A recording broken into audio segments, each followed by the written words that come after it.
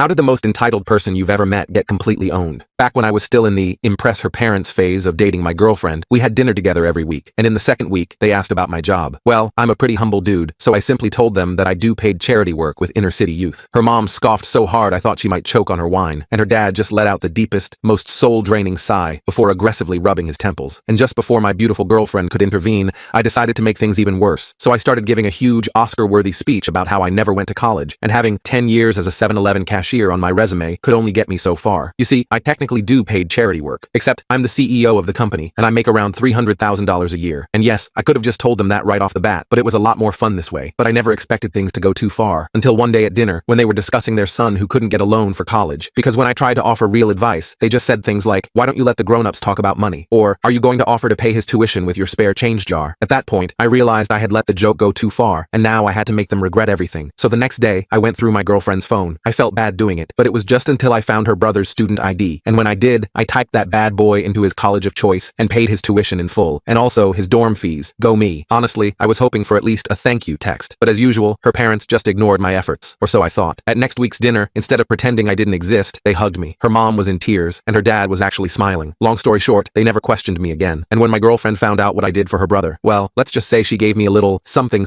that made her parents' BS worth it.